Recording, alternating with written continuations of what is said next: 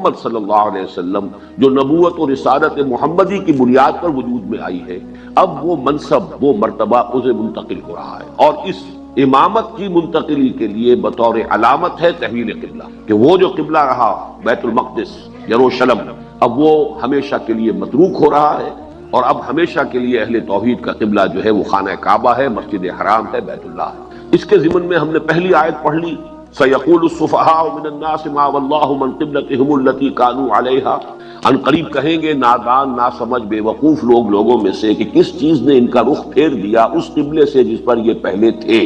اس لیے کہ حضور نے ہجرت کے بعد 16 مہینے بیت المقدس کی طرف رخ کر کے نماز پڑھی۔ قُلْ لِلَّهِ الْمَشْرِقُ وَالْمَغْرِبُ، کہہ دیجئے مشرق و مغرب سب اللہ کے لیے ہے، یہدی من یشاء الی صراط مستقیم، وہ جس کو چاہتا ہے صراط مستقیم کی ہدایت نصیب فرماتا ہے۔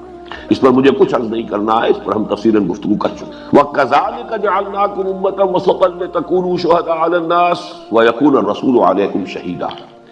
کذالک میں اشارہ ہو رہا ہے کہ در حقیقت یہ تحویل قبلہ علامت ہے اب اس بات کی کہ وہ تحویل امامت ہو رہی ہے، جس کے لیے اے مسلمانوں ہم نے تمہیں ایک امت مسلمہ، امت وسط، خیر امت کی شکل دی، یعنی یہ غرض تاسیس ہے تمہاری بحیثیت امت محمد، امت مسلمہ، تاکہ تم گواہی دو،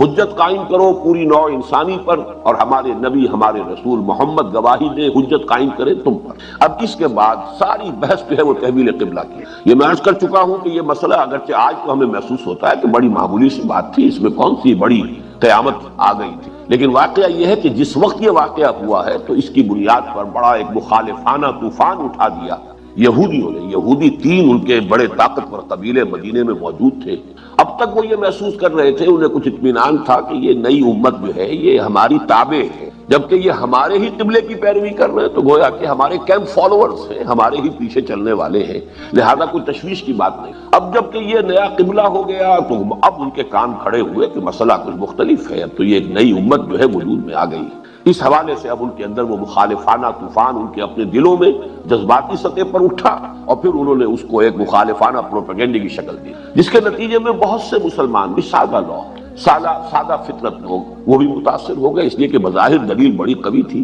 کہ نماز جیسی اہم چیز جو کہ اصل یوں سمجھیے کہ رکن رکین ہے دین کا، ساری عبادات میں اولین عبادت، اول جس کو وہ کہا گیا ہے کہ روز محشر کے جان گداز بود، اولی پرسش نماز بود، اور اس کا قبلہ بدل گیا۔ اب اگر 16 مہینے جو ہم نے نمازیں پڑھی ہیں وہ قبلہ غلط تھا تو ہماری نمازیں ضائع ہو گئی، اور خاص طور پر جو لوگ اسی دوران میں فوت ہو گئے، چلیے ہمیں تو پھر بھی موقع مل گیا کہ ہم تلافی کر لیں، قضا دے دیں ان 16 مہینوں کی نمازوں کا، لیکن جو فوت ہو گئے ان کا کیا ہوگا؟ ان کا تو ایمان ہی جاتا رہا، اس لیے کہ نماز ہی اگر نہ ہوئی ان کی تو معلوم ہوا کہ نماز تو جڑ ہے، بنیاد ہے دین کی، ایمان کی، تو وہ تو گویا کہ بڑے گھاٹے میں رہے۔ اور یہ دین کیا ہوا کہ جس کا قبلہ ہی معین نہیں، ابھی شمال کی طرف رخ تھا، جنوب کی طرف رخ کر لو۔ تو یہ اتنا بڑا طوفان تھا اس وقت کہ اس کی آپ اندازہ کر سکتے ہیں، ابھی جو تلاوت ہوئی ہے کتنی مرتبہ تکرار ہو رہی ہے، فَوَلِّ وَجْهَكَ شَطْرَ الْمَسْجِدِ الْحَرَامِ وَحَيْثُ مَا كُنتُمْ فَوَلُّوا وُجُوهَكُمْ شَطْرَهُ، پھر اس کے بعد فَوَلِّ وَجْهَكَ شَطْرَ الْمَسْجِدِ الْحَرَامِ، پھر اس کے بعد پھر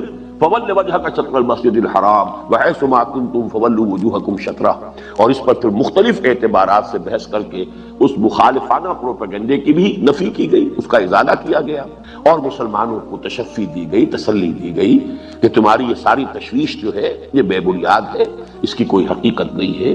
یہ جو کہ میں نے صرف اس لیے عرض کر دیا ہے کہ بار بار یہ بات آئے گی کہ اس مسئلے کی سنگینی جو ہے وہ آپ کے سامنے آ جائے، یہ بلا ضرورت تو بات نہیں ہو رہی، اس میں تو اضافہ کیجئے کہ 2 رکوع پہلے بھی یہ بات کہی گئی، للہ المشرق والمغرب فینما تولوا فثم وجہ اللہ۔ اصل میں تو اس پوری بحث کی تمہید وہاں سے شروع ہو گئی تھی، 14ویں رکوع سے شروع ہو گئی، اور پھر 2 رکوعوں کے بعد پھر اس کا اعادہ ہوگا، لیس البر ان تولوا وجوہکم قبل المشرق والمغرب ولکن البر من آمن باللہ والیوم الآخر۔ یہ مشرق و مغرب کی طرف رخ کر لینا یہی نہیں ہے اصل نیکی، اصل نیکی کوئی اور شے ہے، سخن شناس نئی دل برا خطا یوجاس۔ تم اگر تشویش محسوس کر رہے تو اس لیے کہ حقیقت بر، نیکی کی اصل حقیقت ابھی تم پر منکشف نہیں ہوئی، تم نے ظواہر اور مظاہر کو اصل شے سمجھ لیا ہے، حالانکہ ظواہر اور مظاہر اپنی جگہ ان کی اہمیت ہے، لیکن یہ کہ اصل اہمیت تو وہ روح بر و تقویٰ ہے کہ جو پوری شخصیت میں سرایت کر جاتی ہے، اور پھر وہ انسانی شخصیت کا یہ حیولہ سامنے آتا ہے جو اس آیت بر میں جو آیت سورۃ بقرہ کی 177 نمبر کی آیت ہے، ہمارے منتخب نصاب کا دوسرا سبق اس پر مشتمل ہے، وہ پورا ایک انسانی کردار کا حیول آ جاتا ہے۔ تو میں اس کی تشبیہ دیا کرتا ہوں کہ جیسے آپ یوں کھڑے ہو جائیں، دونوں ہاتھ اپنے پھیلا لیں،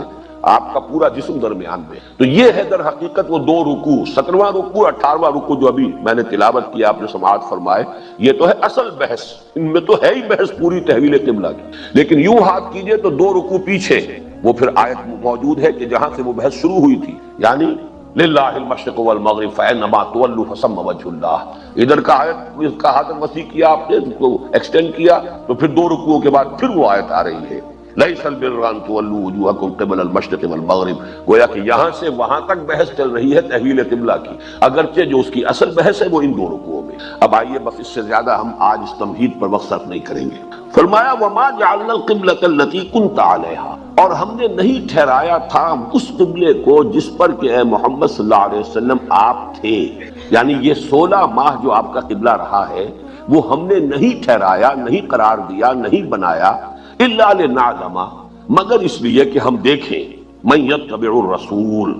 کون ہے وہ لوگ کہ جو رسول کا اتباع کرتے ہیں ہر حال میں، رسول کی بات کی پیروی کرتے ہیں، رسول کا کہنا مانتے ہیں، ممن ینقلب علی عقبیہ، ان کو جدا کر دیں، ممیز کر دیں ان لوگوں سے کہ جو اپنی ایڑیوں کے بل لوٹ۔ یہاں اصل حکمت بیان ہو رہی ہے کہ یہ تحویل قبلہ کا مسئلہ 2 دفعہ جو چکر چلا، یہ کیوں چلا، اس کی حکمت کیا؟ اللہ تعالیٰ کا کوئی کام حکمت سے خالی نہیں ہے، فعل الحکیم لا یخلو عن الحکمہ، کسی حکیم اور دانا انسان کا بھی کوئی فعل جو ہے وہ حکمت سے خالی نہیں ہوتا، تو اللہ تعالیٰ کا اتنا بڑا فیصلہ یہ بغیر حکمت کے کیسے ہے؟ حکمت ہے، اس کو سمجھو۔ لیکن پہلے نوٹ کیجئے کہ وما جعلنا میں اس کو اللہ تعالیٰ اپنی طرف منسوب کر رہے ہیں، حالانکہ پورے قرآن میں کوئی آیت ہمیں نہیں ملتی کہ جس میں حضور کو یہ حکم دیا گیا ہو کہ آپ خانہ کعبہ کی طرف رخ کرنے کی بجائے اب بیت المقدس کی طرف رخ کر کے نماز پڑھیں، جبکہ اللہ تعالیٰ فرما رہے ہیں کہ یہ قبلہ جو تھا یہ ہم نے مقرر۔ اب اس کا مفہوم کیا؟ پہلا مفہوم، اور وہ اس اعتبار سے بہت اہم ہے کہ وحی خفی کے لیے یہ ایک بہت بڑی دلیل ہے قرآن مجید میں کہ حضور کو وحی صرف وحی جلی نہیں آتی تھی، وحی خفی بھی آتی۔ قرآن مجید ریکارڈ ہے وحی جلی کا،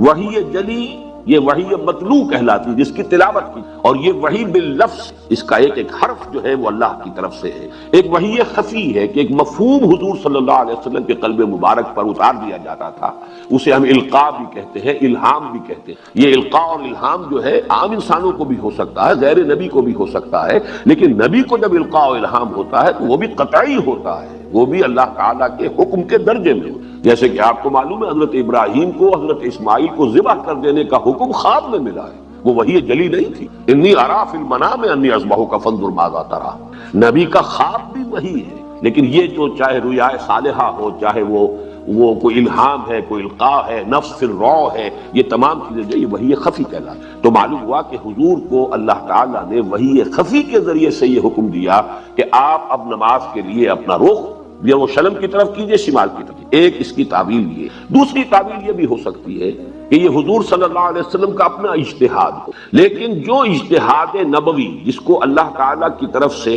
تسلیم کر لیا جائے، اس کو ریکگنائز کر لیا جائے، ایکنالج کر لیا جائے، وہ بھی گویا کہ اللہ کی طرف سے۔ اس کو اصطلاح شریعت میں، بلکہ حدیث، فن حدیث کی اصطلاح میں تقریر کہا جاتا ہے۔ حدیث کہتے ہیں ہم جس کو خبر کہتے ہیں، وہ حضور صلی اللہ علیہ وسلم کا قول یا فعل یا تقریر ہے۔ کیا معنی؟ یا تو کوئی بات حضور نے فرمائی وہ حدیث ہے، یا کوئی کام حضور نے کیا وہ بھی حدیث ہے، یا کوئی کام حضور کے سامنے کیا گیا اور آپ نے اسے روکا نہیں، یہ بھی گویا کہ امپلائڈ ہے ریکگنیشن، اور امپلائڈ پرمیشن اس کے اندر ہو گئی کہ حضور کے سامنے ایک کام ہوا اور حضور نے اس تقریر کے معنی یہ ہے، یہاں پہ تقریر وہ نہیں ہے جو میں کر رہا ہوں، بلکہ تقریر برقرار رکھنا، کسی چیز کو اپنی جگہ پر قائم رکھنا۔ حضور نے کوئی کام،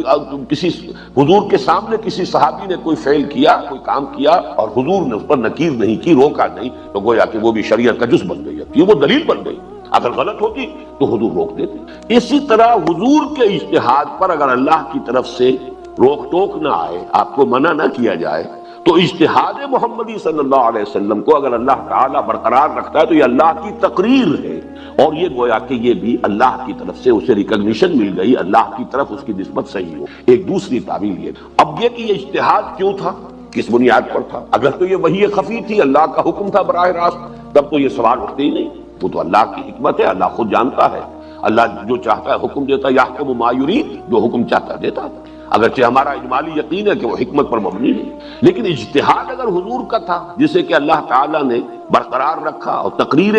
خداوندی کے ذریعے سے وہ گویا کہ منسوب ہو رہا ہے اللہ کی طرف، تو سوچنے کی بات ہے کہ آپ کے اجتہاد کی بنیاد کیا ہو سکتی؟ آپ کے اجتہاد کی ایک بنیاد یہ ہو سکتی تھی کہ اصول ہے یہ دین کے معاملے میں، چونکہ تسلسل ہے، یہ وہی دین چلا رہا ہے آدم سے اور محمد رسول اللہ تک، دین میں کوئی فرق نہیں ہے۔ جو چیز سابقہ امت کی منسوخ نہ ہوئی ہو وہ گویا کہ برقرار ہے، کیونکہ جب تک کہ اس منسوخی قبلہ کا حکم نہیں آیا تو سابقہ امت کا قبلہ ہی گویا کہ مسلمانوں کے لیے وہ واجب الاتباع ہے، اس لیے کہ سابقہ امت وہ جس شریعت پر تھی وہ بھی تو شریعت خداوندی، اور اس کا جب تک کہ کسی معاملے میں اس کی منسوخی نہیں ہو جاتی، یہی وجہ کچھ عرصے پہلے وہ آیت آ چکی ہے ما ننسخ من آیت او ننسها نأت بخیر منها او مثلها، تو گویا کہ سابقہ شریعت کی جو شے منسوخ نہ ہوئی ہو اور جب تک اس کی منسوخی کا اعلان قرآن میں نہیں ہوتا وہ شے قائم رہے گی۔ یہی وجہ ہے حضور تشریف لائے مدینے میں، آپ نے دیکھا عاشورہ کا روزہ رکھتے ہیں، آپ نے فرمایا ہم بھی رکھیں گے، اس لیے کہ سابقہ امت کا تعامل ہے،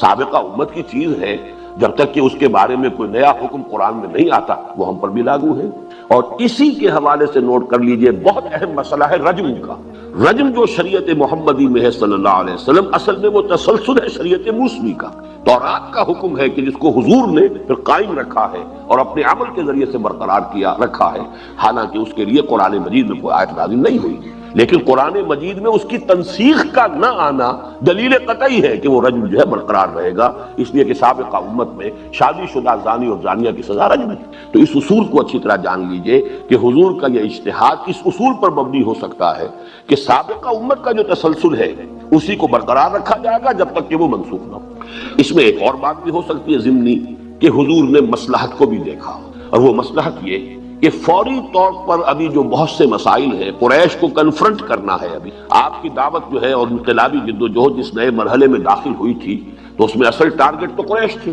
لبریشن آف مکہ، کیونکہ حرم جو ہے اور وہ مرکز توحید مشرکین کے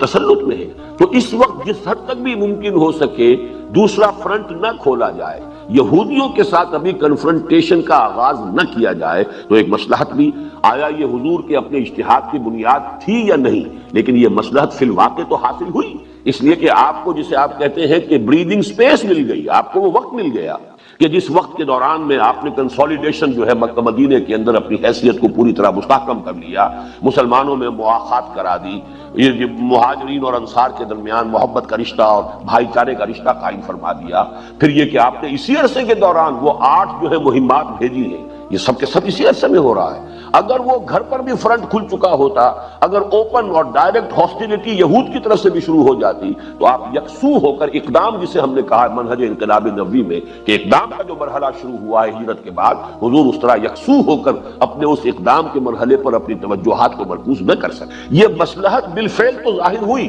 یہ دوسری بات ہے جو میں عرض کر رہا ہوں کہ آیا حضور کے پیش نظر بھی یہ تھی یا نہیں، یہ ہم یقین سے نہیں کہہ سکتے، اور آیا یہ حضور کا اجتہاد اس بنیاد پر تھا یا نہیں، ہم یقین سے نہیں کہہ سکتے، بلکہ جیسا کہ میں نے عرض کیا یہ چیز بھی قطعی نہیں ہے کہ یہ حضور کے اجتہاد ہی پر مبنی بات تھی، بلکہ ہو سکتا ہے کہ یہ وما جعلنا القبلۃ التي كنت عليها یہ وحی خفی بنیاد پر ہو، اللہ تعالیٰ کی طرف سے وحی خفی کے ذریعے سے حضور کو یہ حکم دیا گیا۔ بہرحال اب آئیے اگلی بات کی طرف کہ اس کی حکمت کیا تھی۔ الا لنعلم من يتبع الرسول ممن ينقلب على عقبيه، لنعلم کا ترجمہ میں نے کیا تاکہ ہم دیکھ لیں، تاکہ بات واضح ہو جائے، تاکہ کھل جائے، اس لیے کہ یہ اہل سنت کا جو عقیدہ ہے کہ اللہ تعالیٰ کو بدع نہیں ہوتا، یہ بدع کا لفظ استعمال کرتے ہیں اہل تشیع اور معتزلہ، ان کا عقیدہ یہ ہے کہ اللہ کو بدع بھی ہوتا ہے۔ کیا معنی؟ کسی شے کے وقوع میں آنے کے بعد علم ہونا۔ ہمارا عقیدہ یہ ہے کہ اللہ کو ہر شے ازل سے معلوم ہے، اس کا ازل مکمل، اس کا علم مکمل ہے ازل سے، کوئی شے بھی کسی شے کے وقوع کے بعد اس کے علم میں نہیں آتی، وہ پہلے سے جانتا ہے۔ لیکن یہ چونکہ بات جو ہے وہ جو عقلیت پرست لوگ ہیں یا عقلیت گزیدہ لوگ ہیں جو ریشنلزم کے متوالے ہیں، پھر ان کے لیے یہ چیز جو ہے قابل قبول نہیں ہے، آسانی سے ہضم نہیں ہو سکتی، پیلیٹیبل نہیں ہے، تو وہ کہتے ہیں نہیں ایسا بھی ہو، اور وہ ان کے لیے دلیل یہی ہے لنعلم، تاکہ ہم جانیں، تاکہ ہم دیکھیں، ہم ترجمہ کرتے تاکہ ہم دیکھیں، واضح کر دیں، اگرچہ لفظی ترجمہ وہی ہے تاکہ ہم جانیں لنعلم من یتبع الرسول، ہم جان لیں کہ کون اتباع کرتا ہے رسول کی اور کون اپنی ایڑیوں کے بل لوٹ جائے۔ لیکن یہ کہ اہل سنت کا جو ترجمہ ہے وہ میں اس سے پہلے بھی ہمارے سورہ عنکبوت میں بھی یہ آتا ہے، وَلَيَعْلَمَنَّ اللَّهُ الَّذِينَ آمَنُوا وَلَيَعْلَمَنَّ الْمُنَافِقِينَ، اللہ تو جان کر رہے گا اہل ایمان کو اور اللہ جان کر رہے گا منافقین کو، وَلَيَعْلَمَنَّ اللَّهُ الَّذِينَ صَدَقُوا وَلَيَعْلَمَنَّ الْكَاذِبِينَ، اللہ جان کر رہے گا جھوٹوں کو بھی اور اللہ جان کر رہے گا سچوں کو بھی۔ تو گویا کہ اللہ کو پہلے سے معلوم نہیں، یہ ترجمہ ہم نہیں کرتے، ہم اس کی ترجمانی کرتے ہیں کہ اللہ تعالیٰ ظاہر کر دینا، دودھ کا دودھ پانی کا پانی جدا کر دینا، لِيُحِقَّ الْحَقَّ وَيُبْطِلَ الْبَاطِلَ، باطل کا باطل ہونا ثابت ہو جائے، حق کا حق ہونا ثابت، حجت قائم ہے۔ تو یہ یہاں پر بھی ترجمہ کیجئے إِلَّا لِنَعْلَمَ، مگر ہماری حکمت یہ تھی کہ ہم ظاہر کر دیں، کھول دیں، لوگوں پر عیاں کر دیں، من یتبع الرسول ممن ينقلب على عقبیہ، جدا جدا کر دیں ان لوگوں کو کہ جو رسول کا اتباع کرنے والے ہیں اور ان لوگوں کو کہ جو اپنی ایڑیوں کے بل لوٹ جائیں۔ کیا معاملہ؟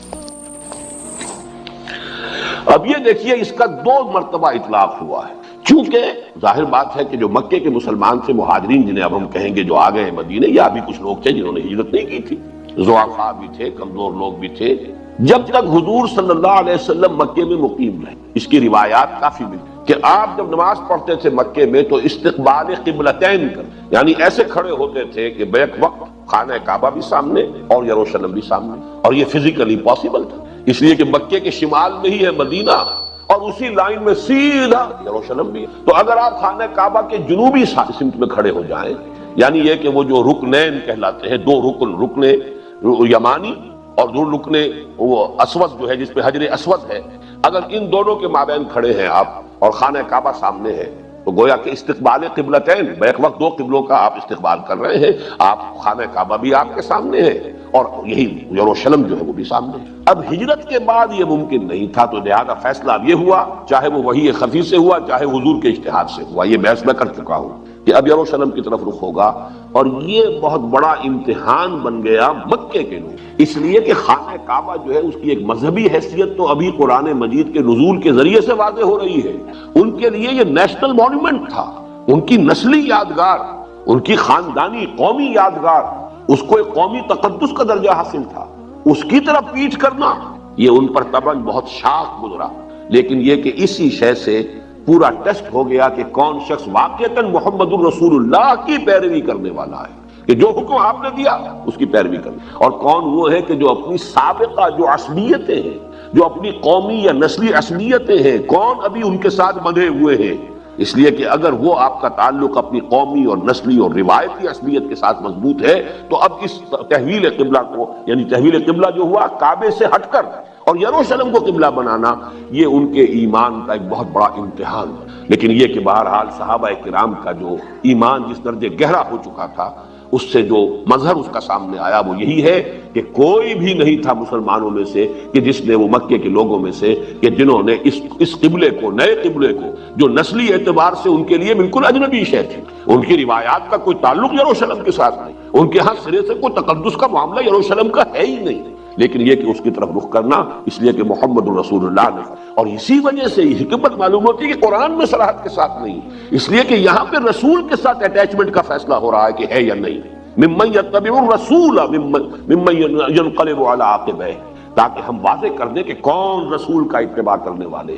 اس لیے کہ اصل جو ہے جو اقبال نے کہا ہے، شعر بہت عمدہ شعر ہے، مصطفیٰ برساں خیش را کے دی ہماؤس، اگر بہو نہ رسیدی تمام بولا، دین تو اصل میں نام ہے محمد الرسول اللہ کے اتباع، پیروی محمد کی۔ آخر قرآن کی بھی ہم پیروی کرتے ہیں تو حضور کے بتانے سے ہمیں معلوم ہوا کہ یہ اللہ کا کلام ہے، ہمیں کیا معلوم اللہ کا کلام، در حقیقت ہمارے لیے تو وہ بھی اطاعت ہے رسول کی، وَمَن يُطِعِ الرَّسُولَ فَقَدْ أَطَاعَ اللَّهَ، جس نے رسول کی اطاعت کی اس نے اللہ کی اطاعت، اس لیے کہ در حقیقت رسول اللہ کے احکام بھی ہمیں رسول کے ذریعے سے مل رہے ہیں، تو جس چیز کو پختہ کرنا مقصود ہے وہ رسول کی اطاعت اور رسول کا اتباع، اس میں اللہ کی اطاعت تو گویا کہ امپلائڈ ہے، البتہ جو اصل اطاعت تھی اس وقت جو لوگوں کے لیے امتحان بنتا تھا وہ تو اس شخص معین کی اطاعت تھی، محمد ابن عبداللہ، اس کی اطاعت، اور یہ شاخ گزرتی تھی، یہ ہم پڑھ چکے ہیں بہت مرتبہ کہ منافقین پر سب سے زیادہ شاخ گزرنے والی یہی بات تھی، یہی وجہ ہے کہ جب قتال کا معاملہ ہوا تو اولاً حضور کا حکم تھا، ابھی قرآن مجید میں صریح حکم نہیں آیا تھا، تو انہوں نے کہا کہ کیوں نہیں، اگر یہ قتال کا معاملہ ہے تو کیوں نہیں کوئی صورت نازل ہو جاتی، پھر وہ صورت بھی نازل ہوئی، ان پر حجت آخری قائم کر دی گئی،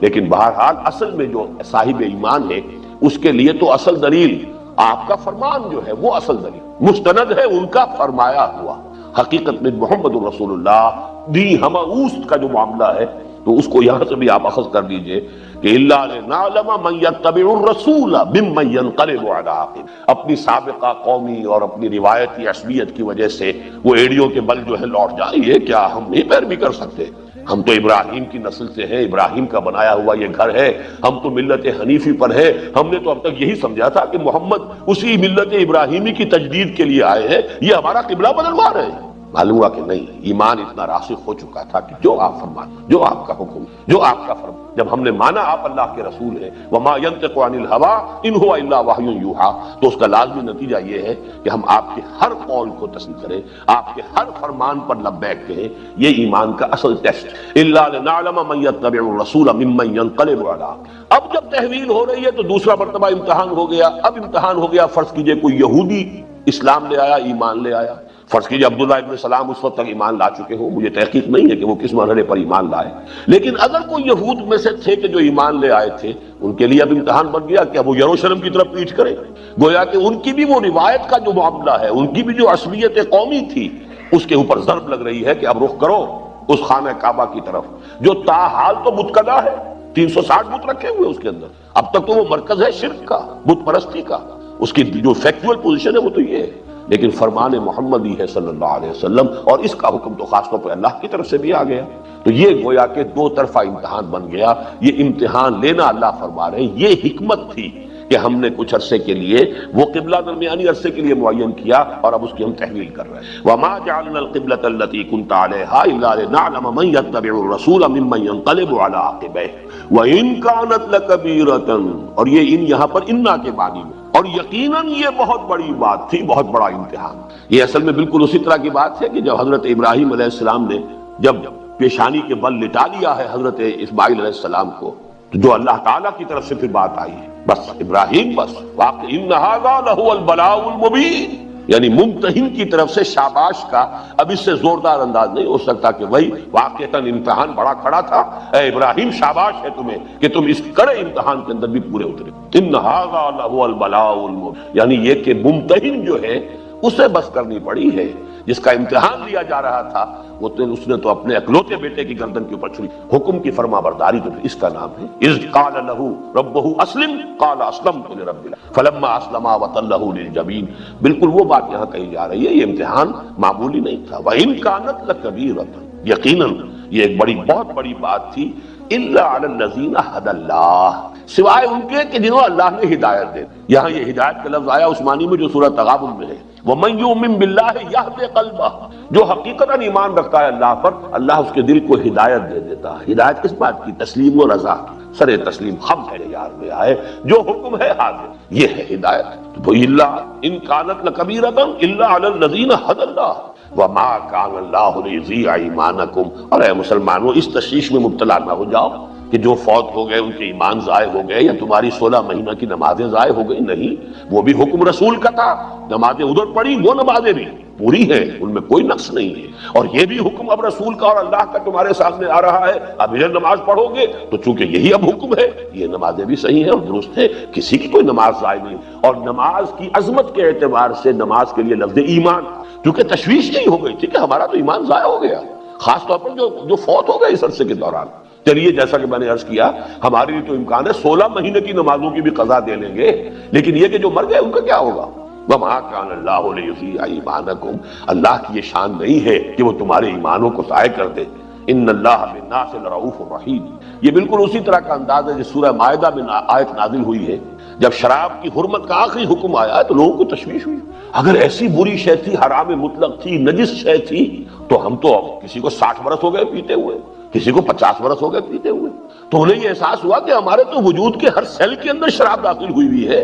یہ نجاست جو ہے اس سے ہم کیسے پاک ہوں گے؟ تو اس تشویش کے ازالے کے لیے وہ آیت نہ کہ کوئی نہیں، لیس علی الذین آمنوا وعملوا الصالحات جناح فیما طعموا، اب تک جو کچھ کھا پی چکے اس میں کوئی جناح نہیں، کوئی ان کے اوپر گناہ نہیں، کوئی ان پر الزام نہیں، جب تک کہ حرمت کا آخری حکم نہیں آیا تھا تم شرابیں پیتے رہے، کوئی حرج کی بات نہیں۔ لیس علی الذین آمنوا وعملوا الصالحات جناح فیما طعموا اذا اتقوا وآمنوا وعملوا الصالحات ثم اتقوا وآمنوا ثم اتقوا واحسنوا، واللہ یحب المحسنین۔ جب کہ وہ مسلسل ایمان کی طرف بڑھتے چلے گئے، جس وقت جو حکم آیا، جو مرحلہ آیا، بصر و چشم حاضر رہے، تو اب یہ جب تک کہ اس حرمت کا حکم آخری نہیں آیا تھا، جو تم نے کھایا پیا ہے، خنزیر کی حرمت کا بھی جب تک حکم نہ آیا ہو، اگر خنزیر بھی کھایا پیا ہے تو اس سے وہ کوئی تمہارے وجود کا جزو لازم نہیں بن گیا، اس لیے کہ وہ اس وقت تک جب تک کہ حرمت کا حکم نہ آیا ہو اس وقت تک وہ حرام ہے ہی نہیں۔ لہذا کوئی تشویش جو ہے، یہ چنتا جو تمہیں ہو رہی ہے، اس کی کوئی ضرورت نہیں، اس تشویش کو دور کر دو۔ وہی انداز یہ ہے، وَمَا كَانَ اللَّهُ لِيُضِيعَ إِيمَانَكُمْ إِنَّ اللَّهَ بِالنَّاسِ لَرَءُوفٌ رَحِيمٌ۔ اللہ تو انسانوں کے حق میں رؤوف ہے، رحیم ہے۔ وہ کیسے؟ ایسا معاملہ اس سے کیسے تم توقع کرتے ہو، اندیشہ رکھتے ہو کہ وہ ایسے خلوص کے ساتھ پڑھی ہوئی نمازیں ضائع کر دے گا؟ قَدْ نَرَىٰ تَقَلُّبَ وَجْهِكَ فِي السَّمَاءِ، یہاں کننا کا لفظ محذوف ہے، قد کننا نرا، یہاں قد آیا ہے صرف تاکید کے لیے، اصل میں کننا نرا، ہم دیکھتے رہے تھے، یہ در حقیقت ماضی استمراری کے لیے، قد کننا نرا، ہم یقیناً دیکھتے رہے تھے اے نبی، تقلب وجهك فی السماء، آپ کے چہرے کا بار بار آسمان کی طرف اٹھنا، ایک حالت منتظرہ تاری تھی حضور پر صلی اللہ علیہ وسلم، کب یہ حکم آئے، یہ حالت منتظرہ، یہ آپ کا بار بار وحی کے انتظار میں، یہ آپ کی نگاہوں کا آسمان کی طرف اٹھنا۔ پہلے تو یہ دیکھیے کہ حضور کے ساتھ خطاب کا کیا انداز ہے، شفقت اور محبت اور عنایت اور التفات جسے کہتے ہیں، قد نرا تقلب وجهك فی السماء، ہم دیکھتے رہے یقیناً اے نبی، اے محمد، آپ کے چہرے کا بار بار آسمان کی طرف، فَلَنُوَلِّيَنَّكَ قِبْلَةً تَرْضَاهَا، تو ہم لازماً تحویل کر دیں گے، پھیر دیں گے اس قبلے کی طرف جو آپ کو پسند ہے، فَوَلِّ وَجْهَكَ شَطْرَ الْمَسْجِدِ الْحَرَامِ، تو لو اب پھیر دو اپنے رخ کو مسجد حرام کے رخ پر، اس کی جانب، وَمِنْ حَيْثُ وَحَيْثُ مَا كُنْتُمْ فَوَلُّوا وُجُوهَكُمْ شَطْرَهُ، پہلے چونکہ صیغہ واحد میں حضور سے خطاب تھا، اب یہاں امت مسلمہ کو جمع کے صیغے میں، اور جہاں کہیں بھی اے مسلمانوں تم ہو، اسی کی طرف اپنا رخ کیا کرو نماز میں۔ وَمَا اللَّهُ وَإِنَّ الَّذِينَ أُوتُوا الْكِتَابَ لَيَعْلَمُونَ أَنَّهُ الْحَقُّ مِنْ رَبِّهِمْ وَمَا اللَّهُ بِغَافِلٍ عَمَّا يَعْمَلُونَ، اور جن لوگوں کو کتاب دی گئی تھی وہ خوب جانتے ہیں کہ یہ حق ہے ان کے رب کی طرف سے، اور اللہ غافل نہیں ہے اس سے جو کچھ وہ کر رہے ہیں۔ اب یہاں بھی جو ایک مسئلہ ہے وہ یہ کہ حضور کیوں منتظر تھے، بار بار کیوں آپ کی نگاہ اٹھ رہی؟ اس کی تعویلات یہ ہو سکتی ہیں کہ ایک تو بل بنائے طبع، حضور کو بھی جو کعبے کے ساتھ محبت تھی، جب ہجرت کے لیے روانگی کے وقت جو ہے آپ لپٹے ہیں کعبے کے ساتھ، آپ نے فرمایا اے کعبہ مجھے تجھ سے بڑی محبت ہے، لیکن کیا کروں، یہاں کے لوگ مجھے رہنے نہیں دیتے، تو آپ پر شاخ گزر رہی تھی یہ کعبے کی مفارقت۔ تو اب یہ کہ وہ آپ کی محبت طبعی محبت، یہ طبعی محبت نسلی بھی ہو سکتی ہے، آخر طبع انسانی ہے، اگر ایک آپ کے شیر خوار بچے کا عالم نزا جو تھا اس کے اندر آپ کی آنکھوں سے آنسو آ گئے تھے، تو یہ کوئی منافی نہیں ہے، یہ طبع بشری ہے، یہ ایک فطرت انسانی ہے، تو خود اس کے ساتھ وہ ایک محبت، پھر یہ محبت اس علم کی بنیاد پر بھی کہ آپ کو معلوم ہے، یہ ہو سکتا ہے کہ پورا کا پورا معاملہ، جیسا کہ ہم جو ہے جانتے ہیں کہ انبیاء کے علم کا معاملہ جو ہے وہ ہمارے محدود پیمانوں سے اس کو ناپا تولا نہیں جا سکتا، حضور کے علم میں ہو کہ اصل یہی ہے اور تحویل ہونی ہے، بس صرف ایک انتظار کی کیفیت ہے۔ تو یہ دونوں چیزیں، دونوں امکانات موجود ہیں کہ جس کی بنا پر بار بار آپ کی نگاہ اٹھتی تھی کہ کب وہ حکم آئے، کب فیصلہ آئے، کب اللہ کی طرف سے آیات نازل ہو اور ہم اپنا رخ جو ہے مسجد حرام کی طرف کر دیں۔ قد نرى تقلب وجهك في السماء فلنولينك قبلة ترضاها، اس میں بھی بڑی عنایت ہے، جو آپ کو پسند ہے، جس سے آپ راضی، فول وجهك شطر المسجد الحرام، تو اب پھیر دیجئے اپنے چہرے کو مسجد حرام کے رخ پر، وحیث ما کنتم، اور یہ صرف محمد کے لیے نہیں ہے حکم، اے امت صلی اللہ علیہ وسلم، اے امت محمد، حیث ما کنتم فولوا وجوہکم شطرہ، اب یہ مستقل ہے ابد الآباد کے لیے، جہاں کہیں بھی تم ہو، مشرق میں ہو، مغرب میں ہو، شمال میں ہو، جنوب میں ہو، ایشیا میں ہو، یورپ میں ہو، امریکہ میں ہو، کہیں ہو، اپنا رخ تمہیں کرنا ہے اسی مسجد حرام کی۔ وَإِنَّ الَّذِينَ أُوتُوا الْكِتَابَ لَيَعْلَمُونَ أَنَّهُ الْحَقُّ مِنْ رَبِّهِمْ، اس پر میں بار بار حوالہ دے چکا ہوں، مولانا فرائی رحمۃ اللہ علیہ کی کتاب الرأی الصحیح فی من هو الذبیح، اور جس کا ترجمہ کیا مولانا اصلاحی صاحب نے، ذبیح کون ہے کے عنوان سے وہ چھپی تھی کتاب، اب بھی کہیں مل سکتی ہے۔ اس میں ثابت کر دیا ہے کہ تورات سے بھی یہی پتہ چلتا ہے کہ اصل قدیم قبلہ یہی ہے۔ قرآن تو صراحت سے کہتا ہے ان اول بیت وضع للناس للذی ببکۃ مبارکا وہدی للعالمین، تو پہلا گھر ہے جو بنا ہے، لہذا ہمیشہ سے قبلہ وہی ہے، قبلہ اول وہی ہے۔ یہ ہمارے ہاں قبلہ اول جو ہے کہہ دیا جاتا ہے کبھی مسجد اقصیٰ کو، یہ بات غلط ہے۔ مسجد اقصیٰ کہہ لیجئے، یروشلم کہہ لیجئے، جو بھی ہیکل سلیمانی کہیے، ٹیمپل آف سولومن، اس کی تو تعبیر ہوئی ہے حضرت ابراہیم علیہ السلام کے بعد کم سے کم 600 سال کے بعد، تو یہ تو معاملہ یوں سمجھیے کہ بہت ہی بات کی شے ہے۔ تو حضرت ابراہیم بھی معمار ثانی ہے اس کعبے کے۔ یہ کعبہ کا تو میں نے جیسا کہ وضاحت سے عرض کر چکا ہوں، حضرت آدم اور حضرت شیس وہ باپ بیٹا در حقیقت اس کے اصل معمار اول ہے۔ حضرت ابراہیم اور حضرت اسماعیل یہ باپ بیٹا اس کے معمار ثانی ہے۔ تو یہ کہ اہل کتاب اس سے واقف ہے، ان کے علماء جانتے تھے۔ وہ جب وہ اپنا جو وہ صحرا کے اندر جب صحرا نوردی کر رہے تھے صحرائے تیہ میں، تب بھی اپنا خیمہ جو عبادت گاہ قربان گاہ کا خیمہ ایسے لگاتے تھے کہ اس کا رخ جو ہے وہ جنوب کی طرف ہوتا تھا، خانہ کعبہ کی طرف ہوتا تھا۔ اور حضرت موسیٰ کے تذکرے میں قرآن مجید سے جو ہمیں ثبوت ملتا ہے وَجَعَلُوا بُيُوتَكُمْ قِبْلَةً، اپنے گھر ہی قبلہ رخ بنا لو۔ تو مسجدیں تو نہیں بنا سکتے، آل فرعون جو ہے وہ تمہارے لیے رکاوٹ بنیں گے، رکاوٹ ڈالیں گے، اپنے گھر ہی قبلہ رخ بناؤ۔ لیکن بہرحال نماز قائم رکھو، چاہے گھروں کے اندر، جیسے حضور بہت عرصے تک مکے میں وہ دار ارقم کے اندر نماز ادا کرتے رہے باجماعت مسلمانوں کے ساتھ، خانہ کعبہ میں آ کے نماز ادا کرنا ممکن نہیں تھا۔ بہرحال اس کو ذہن میں رکھیے کہ یہ لوگ خوب جانتے ہیں کہ یہ حق ہے، انہ الحق من ربہم وما اللہ بغافل عما یعملون، یعنی یہ جو مخالفانہ پروپیگنڈا کر رہے ہیں، جو طوفان انہوں نے اٹھا دیا ہے، اللہ کو خوب معلوم ہے، وہ بھی جانتے ہیں کہ اصل جو حقیقت یہی ہے، اصل قبلہ یہی ہے، قدیم قبلہ یہی ہے۔ یہ تو عارضی تھا ایک قبلہ کے جو بنا تھا یروشلم کا، لیکن یہ کہ یہ اب اگر وہ اس کی مخالفت کر رہے ہیں، جانتے بوجھتے کر رہے ہیں، تو اللہ تعالیٰ ان کی ان تمام حرکتوں سے ناواقف نہیں۔ وَلَئِنْ أَتَيْتَ الَّذِينَ أُوتُوا الْكِتَابَ بِكُلِّ آيَةٍ مَا تَبِعُوا قِبْلَتَكَ، اور اے نبی چاہے آپ تمام دلائل پیش کر دیں ان اہل کتاب کو جن کو کتاب دی گئی، تمام نشانیاں پیش کر دیں، یہ آپ کے قبلے کی پیروی کرنے والے نہیں ہیں۔ یہ ہم پہلے بھی پڑھ چکے ہیں، آیت آ چکی ہے لَن تَرْضَىٰ عَنكَ الْيَهُودُ وَلَا النَّصَارَىٰ حَتَّىٰ تَتَّبِعَ مِلَّتَهُمْ، اے نبی آپ کتنی پیمپرنگ فرما لیں، کتنی ہی ان کے ساتھ جو ہے وہ مدارات کا رویہ اختیار کر لیں، یہ کبھی راضی نہیں ہوں گے یہ یہود اور نصارہ آپ سے، جب تک کہ آپ ان کی ملت کی پیروی نہیں، ان کے تابع نہیں ہوں گے، نہیں مانیں۔ وہی بات یہاں ہے وَلَئِنْ أَتَيْتَ الَّذِينَ أُوتُوا الْكِتَابَ بِكُلِّ آيَةٍ مَا تَبِعُوا قِبْلَتَكَ وَمَا أَنْتَ بِتَابِعٍ قِبْلَتَهُمْ، اور نہ ہی آپ ہیں پیروی کرنے والے ان کے قبلے۔ کیوں؟ اس لیے کہ یہ حق آپ کے اوپر اللہ تعالیٰ کی طرف سے منکشف ہو چکا، اللہ کا حکم آ چکا، اب آپ اس کی پیروی کرنا آپ کے لیے کوئی امکان نہیں۔ وَمَا بَعْضُهُمْ بِتَابِعٍ قِبْلَةَ بَعْضٍ، اور نہ وہ ایک دوسرے کی، ان میں سے بعض پیروی کرنے والے ہیں بعض کے قبلے کی۔ اس کی وضاحت میں پہلے کر چکا ہوں کہ اگرچہ یروشلم شہر کی حیثیت سے اور ہیکل سلیمانی اس عمارت کی حیثیت سے یہود اور نصارہ دونوں کے لیے متبرک تھا، لیکن یہ ہے کہ اس کے بھی شرقی اور غربی کونے کے اندر ان کے قبلے کا اختلاف تھا، کیونکہ حضرت مریم نے جو اعتکاف کیا تھا مکاناً شرقیہ، اور وہاں پر جو ہے ان کا جو معاملہ ہوا ہے فرشتے کے ساتھ جو سورہ مریم کے اندر جس کا تذکرہ موجود ہے، لہذا عیسائی وہ شرقی گوشے کو اپنا قبلہ مانتے ہیں ہیکل کے، اور یہودی غربی کو جو اس کا گوشہ ہے اسے اپنا قبلہ مانتے ہیں۔ اب ظاہر بات ہے کہ دوسرے شہروں سے تو اس میں فرق نظر نہیں آئے گا، لیکن جب عین وہ ہیکل میں ہوں گے تب تو زمین و آسمان کا فرق ہو جائے گا نا۔ یہ جو معاملہ ہے کہ ہم خانہ کعبہ میں جب پہنچے ہوتے ہیں مسجد حرام میں، تو سب کا رخ جو ہے وہ اسی بیت اللہ کی طرف ہے، سرکل ہے، ایک سرکل ہے، پھر دوسرا سرکل ہے، پھر تیسرا سرکل ہے، جو لیکن وہاں تو یہ نہیں ہوگا، یہودیوں کا رخ ہوگا غربی گوشے کی طرف جانب غرب، عیسائیوں کا رخ ہوگا شرقی گوشے کی طرف، تو عین ہیکل میں تو ان کے قبلے جدا ہو گئے۔ چاہے یورپ سے اگر کوئی وہ عبادت کریں گے تو یروشلم تو ایک ہی ڈائریکشن ہے، اس کے وہ ہیکل کا مشرق اور ہیکل کا مغرب، فاصلے سے تو اس میں کوئی فرق نظر نہیں آئے گا، لیکن عین جب ہیکل میں ہو گیا، اور ہیکل اب بننے والا ہے، بن کر رہے گا، یہ تھرڈ ٹیمپل اسے وہ کہتے ہیں، اب تھرڈ ٹیمپل اس کی کنسٹرکشن اب ہونے والی ہے۔ پہلا ٹیمپل وہ تھا کہ جو بنایا تھا حضرت سلیمان نے علیہ الصلوۃ والسلام، جس کو کہ پھر برباد کیا اور منہدم کیا اور ریز ٹو دی گراؤنڈ حد تک جو ہے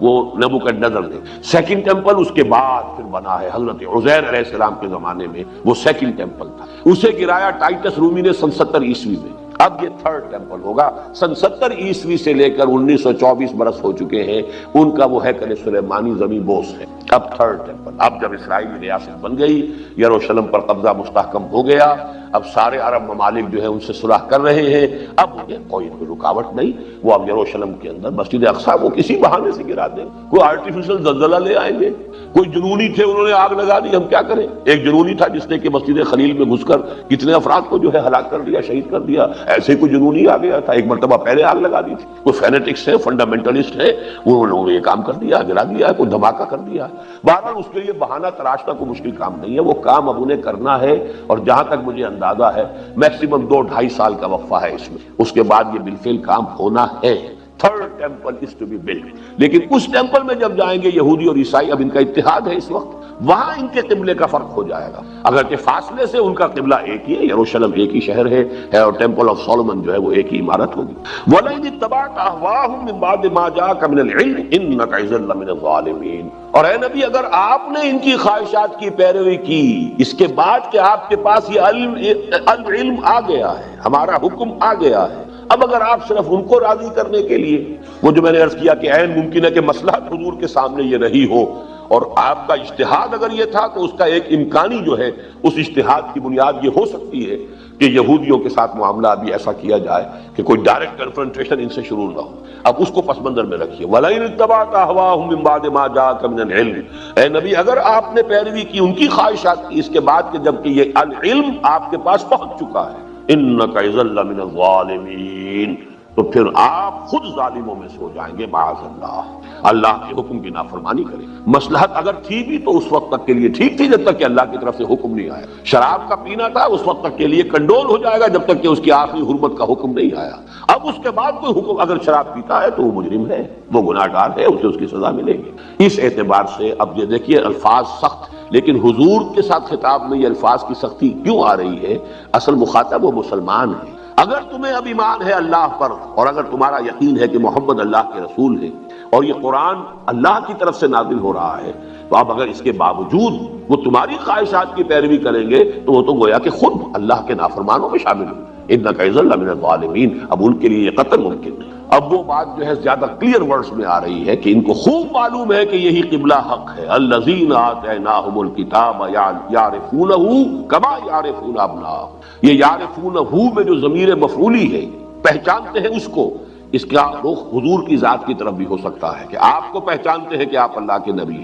اس کا رخ جو ہے قرآن کی طرف بھی ہو سکتا ہے کہ جانتے ہیں کہ قرآن حق، اور یہاں پر چونکہ یہ سیاق و سباق میں قبلے کی بات آ رہی ہے، یہ اس قبلے کی طرف بھی ہو سکتا ہے کہ ان لوگوں کے علم میں ہے۔ اور یہ میں پہلے بیان کر چکا ہوں کہ الذین آتیناہم جب آتا ہے، جبکہ یہ معروف کے صیغے میں آتا ہے تو جو ان کے اچھے لوگ ہیں، جو ان کے حق پسند لوگ ہیں، جو ان میں بہتر لوگ تھے نسبتاً، ان کی طرف اشارہ ہو۔ اور جب الذین اوتوا الکتاب مجہول کا صیغہ ہوتا ہے تو جو ان کے اشرار تھے، جو ان کے فساق و فجار تھے، جو کہ حق کے پہچاننے کے اندر کوتاہی کر رہے تھے، وہ ان کی طرف اشارہ ہوتا ہے۔ مقام ضم میں جب ہوگا تو مجہول میں ہوگا الذین اوتوا الکتاب، جو کتاب دیے گئے۔ مقام بدا میں کہیں مقام آئے گا تو وہ معروف میں آئے گا الذین آتیناہم الکتاب، وہ لوگ جنہیں ہم نے کتاب عطا فرمائی ہے۔ لَيَعْلَمُونَ أَنَّهُ الْحَقُّ مِنْ رَبِّهِمْ، لام یہاں پر تاکید کے لیے ہے، خوب پہچانتے ہیں۔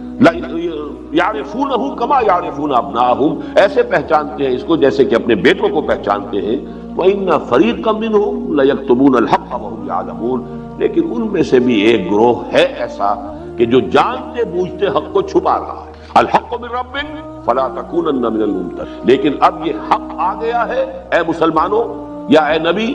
آپ کے رب کی، تو ہرگز مت بنیے اس میں کوئی بھی شک کر دیں۔ ظاہر بات ہے کہ محمد الرسول اللہ صلی اللہ علیہ وسلم کو کسی شک کا کوئی امکان نہیں، لیکن خطاب یہاں بظاہر حضور سے، حقیقت میں ان مسلمانوں سے ہو رہا ہے جن کو کہ اس تحویل قبلہ پر تشویش پیدا ہو۔ وَلِكُلٍّ وِجْهَةٌ هُوَ مُوَلِّيهَا، اب یہاں پھر قبلے کی جو بنیادی حکمت ہے اس کے پر گفتگو ہو رہی ہے۔ ہر ایک کے لیے کوئی ہدف ہوتا ہے،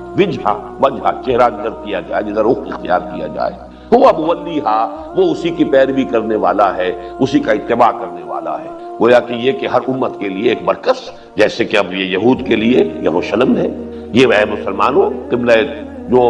قبلہ اہل توحید ہے وہ یہ خانہ کعبہ ہے۔ لیکن یہاں سے بات کا رخ بڑے مانوی انداز کے اندر، جو مانوی حقیقت ہے اس کی طرف پھیرا جا رہا ہے۔ فاستبقوا الخیرات، یعنی جیسے کہ کہیں دوڑ لگتی ہے تو کوئی نشان مقرر کر لیا جاتا ہے کہ وہاں تک پہنچنا ہے، جو پہلے جا کر ہاتھ لگا دے گا وہ جیت گیا۔ تو استباق کہتے ہیں دوڑنا، ایک دوسرے سے آگے نکل، سبقہ آگے نکل جانا، استباق باب افتعال ہو گیا اور اس میں مقابلہ۔ تو مسلمانوں تم دوڑ لگاؤ نیکیوں کی طرف، نیکی جو ہے وہ تمہارا ہدف بن جائے، تم ایک دوسرے سے آگے نکلو، ایک دوسرے سے آگے نکلنے کی کوشش کرو، لیکن تمہارا یہ مقابلہ تمہاری یہ مسابقت جو ہے وہ دنیا کے لیے نہ ہو، مال و دولت کے لیے نہ ہو، یہ وہ مانوی حقیقت کی طرف کہ تمہارا رخ مانند تو ہونا چاہیے خیرات، حسنات، نیکیوں کی طرف۔ باقی یہ کہ ایک مادی اور ظاہری بھی قبلہ ہوتا ہے وہ اب تمہارے لیے طے ہو چکا، اور الوحی الہی نے اس کے لیے فیصلہ کر دیا ہمیشہ کے لیے، وہ خانہ کعبہ ہے۔ البتہ تمہارا مانوی قبلہ وہ تو نیکیاں، بھلائیاں، حسنات، تقویٰ، بر، یہ ہے جو در حقیقت تمہارا اصل قبلہ ہے، جس کی طرف کہ تمہیں دوڑ لگانی ہے، جس کی طرف بڑھنے میں ایک دوسرے سے مسابقت کرو اور مقابلہ کرو۔ اینما تکونوا یأت بکم اللہ جمیعا، اور پھر جہاں کہیں بھی تم ہوگے اللہ تعالیٰ تم سب کو لے آئے گا، جمع کر دے۔ وہ یوم الحشر جو ہے وہ آ کر، ذالک یوم التغابن، وہ جو ہار اور جیت کے فیصلے کا دن ہے، کون جیتا کون ہارا، کون پیچھے رہ گیا، کون آگے نکل گیا، کون متقدم ہوا اور کون متاخر ہوا، یہ سب چیزیں جو ہیں اس وقت طے ہو جائیں گی، تمہیں جمع کر دے گا۔ ان اللہ علی کل شیء قدیر، یقیناً اللہ تعالیٰ ہر چیز پر قادر۔ اب پھر دیکھیے اس معاملے کی اہمیت میں بیان کر چکا ہوں، کس تکرار کے ساتھ اب اس بات کو جو ہے بیان کیا جا رہا ہے۔ وَمِنْ حَيْثُ خَرَجْتَ فَوَلِّ وَجْهَكَ شَطْرَ الْمَسْجِدِ الْحَرَامِ، جہاں سے بھی نکلو،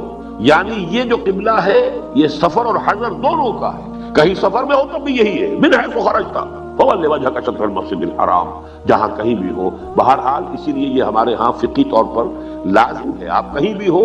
نماز شروع کرتے ہوئے پوری اپنی حد تک کوشش کرنی چاہیے کہ قبلے کی طرف آپ کا رخ ہو۔ البتہ دوران سفر آپ ریل گاڑی میں ہیں، فرض کیجیے نماز پڑھ رہے ہیں، پہلے آپ کا رخ ہونا چاہیے قبلے کی طرف، لیکن دوران سفر ریل گاڑی کا رخ بدل گیا کوئی پرواہ نہیں۔ ہوائی جہاز میں اگر نماز پڑھ رہے ہیں تو اس وقت میں اپنی امکانی حد تک پتہ کیجیے اس وقت میں کہاں ہوں، اور جغرافیے کے حوالے سے آپ یہ قبلے کا رخ معین کر سکتے ہیں۔ تو اس وقت ابتدا میں تو بہرحال اس کا رخ جو ہے قبلے کی طرف ہوگا، اس کے بعد یہ کہ ڈائریکشن چینج ہو جائے تو کوئی بات نہیں۔ اس حوالے سے سفر کے اندر بھی اس قبلے کو اسی طریقے سے اس کی پابندی کر دی ہے۔ وَمِنْ حَيْثُ خَرَجْتَ فَوَلِّ وَجْهَكَ شَطْرَ الْمَسْجِدِ الْحَرَامِ وَإِنَّهُ لَلْحَقُّ مِنْ رَبِّكَ وَمَا اللَّهُ بِغَافِلٍ عَمَّا تَعْمَلُونَ۔ دیکھیے یہاں پر بھی بڑا تہدید آمیز انداز ہے، دھمکی، انذار، اور یہ حق ہے تمہارے رب کی طرف سے۔ اور دیکھو اے مسلمانوں، اللہ غافل نہیں ہے اس سے جو تم کر رہے، اگر تم نے اب اس سے اعراض کیا، روگردانی کی، کوئی عصبیت جو ہے یعنی وہ لوگ کہ جو مدینے میں ایمان لائے تھے ان میں بس یہودی تو ان کے دلوں میں تو عظمت ہے، پوری طریقے سے محبت اور عظمت ہے، وہ یروشلم کی ہے، لیکن جو مسلمان بھی جو اوس اور خزرج کے لوگ ان کے زیر اثر تھے، کیونکہ وہ کلچر کے اعتبار سے، ثقافت کے اعتبار سے انہی کے تابع تھے، ان میں سے بھی بہت سے لوگ ہو سکتے ہیں کہ جنہیں یہ شاخ گزر رہا ہو۔ اب ان کا تحدید آمیز انداز ہے، ابتدا میں صیغہ واحد کا گویا کہ حضور سے گفتگو ہو رہی ہے، لیکن ظاہر بات ہے کہ حضور کے لیے تو اس کا کوئی امکان ہی نہیں، دونوں اعتبارات سے۔ ایک طرف آپ اللہ کے نبی ہیں، اللہ کا ہر حکم جو ہے انا اول المسلمین، دوسری طرف یہ کہ آپ کو تو طبعاً ظاہر بات ہے کہ خانہ کعبہ سے محبت ہے، لہذا یہاں اس کا کوئی امکان ہی نہیں کہ کسی بھی درجے میں تحویل قبلہ آپ پر شاخ گزرے، بلکہ آپ تو اس کے منتظر تھے۔ قد نرى تقلب وجهك في السماء فلنولينك قبلة ترضاها، تو یہاں اصل میں ان کی طرف اشارہ ہے۔ وَمَا اللَّهُ بِغَافِلٍ عَمَّا تَعْمَلُونَ، اے مسلمانوں،